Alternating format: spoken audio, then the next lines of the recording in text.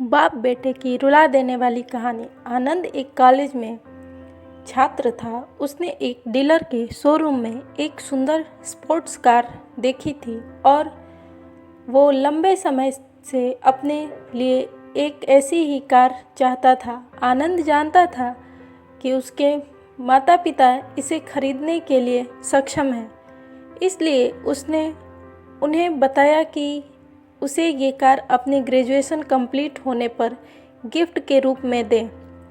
देखते ही देखते वो दिन भी आ गया और पिता ने आनंद को अपने निजी कार्यालय में बुलाया।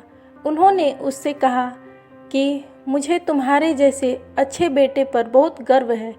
उन्होंने उसे बताया कि वह उससे कितना प्यार करता है और उसे एक प्यारा रैपर में लिपटा हुआ उपहार दिया। आनंद उस छोटे से गिफ्ट के डिब्बे को देख निराशा महसूस करने लगा, लेकिन वह जानने के लिए उत्सुक था कि ऐसा क्या था उस बॉक्स में।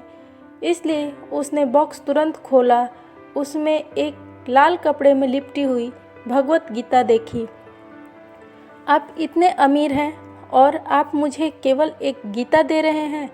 काफ़ी गुस्से से अपने पिता पर वो चिल्लाया और अपनी नाराज़गी और गुस्से के वश में आकर आनंद ने आओ देखा न ताओ तुरंत उसने घर छोड़ दिया। काफ़ी साल बीत गए। आनंद अब एक सफल व्यवसायी बन गया था। वह अपने जीवन में खुश था। उसकी शादी हो चुकी थी और उसके 2 बच्चे थे।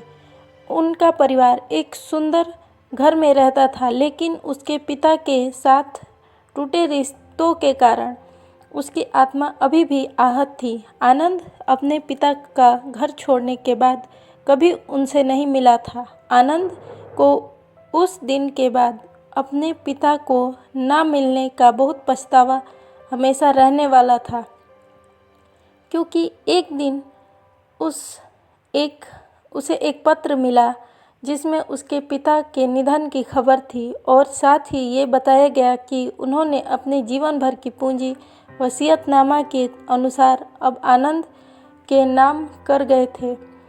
अपने पिता की सारी संपत्ति विरासत में मिली तब आनंद अपने पिता के घर पहुंचा और कुछ महत्वपूर्ण कागज की तलाश करने लगा और गलती से उसे वही भगवत गीता का उपहार लिपटा हुआ मिला, जिसे देख उसे फिर उसी उदासी का एहसास हुआ।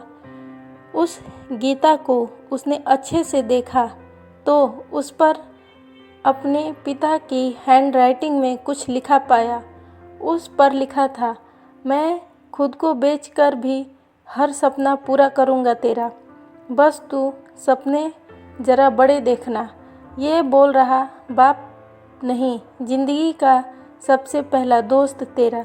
ये कविता पढ़ी ही थी कि अचानक उस किताब से एक चाबी गिरी, जिसके ऊपर लगे टैग पर उसके ग्रेजुएशन की तारीख के साथ कॉन्ग्रेचुलेशन और आई लव यू लिखा हुआ था। आनंद के सर के ऊपर से उसके पिता का साया तो पहले ही उठ चुका था और आज उसकी ज़िंदगी की सबसे बड़ी गलती के बारे में जानकर उसके पैरों के नीचे से ज़मीन भी खिसक गई। इस दिन आनंद की आंखें और रूह दोनों पछतावे के आंसू रोई। दोस्तों, वीडियो पसंद आए तो लाइक करें, शेयर करें और मेरे चैनल को सब्सक्राइब करें। धन्यवाद।